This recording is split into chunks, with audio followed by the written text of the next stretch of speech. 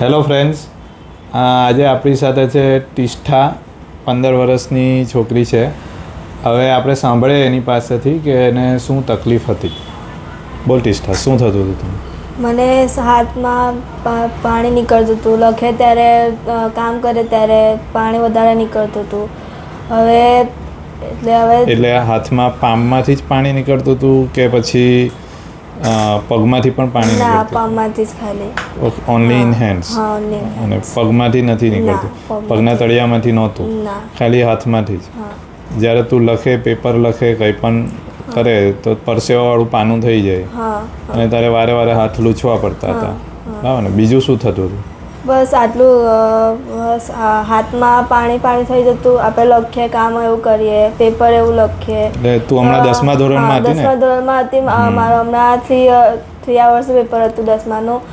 પણ હવે 3 અવર્સમાં મને હમણાં કંઈ થયું નથી. પરસેવો નથી નીકળ્યો. એ તો આપણે ટ્રીટમેન્ટ પછી, પણ ટ્રીટમેન્ટ પહેલાં તું લખતી હતી જ્યારે તું 9th સ્ટાન્ડર્ડનું પેપર લખ્યું કે 10thના તે પેપર જે શરૂઆતમાં ફર્સ્ટ સેમેસ્ટરમાં લખ્યા હશે, તો એ દરમિયાનનો તારો અનુભવ શું હતો? તારું પેપર ભીનું થઈ જતું હતું?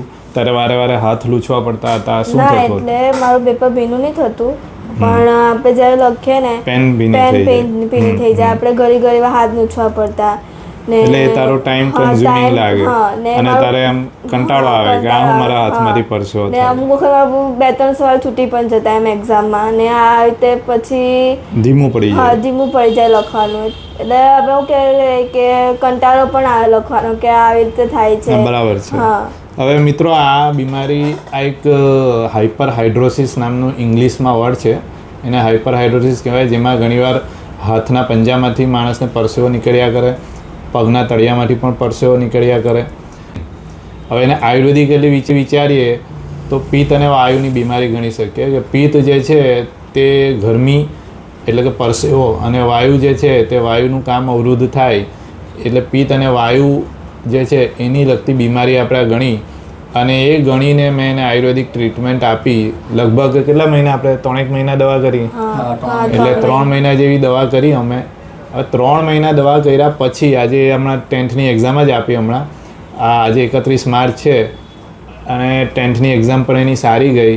એ વાત સાંભળે, કેવું રહ્યું તારું 10thની એક્ઝામનું પેપર? સારું ગયું મારું. એટલે લખવામાં તને પ્રોબ્લેમ નથી આવ્યો. ટ્રીટમેન્ટ થઈ પછી એકદમ સાફ થઈ ગયું. એમ લખે ત્યારે પેન પણ બી નહીં થાય, હાથ પણ નહીં લૂછવા પડે એમ.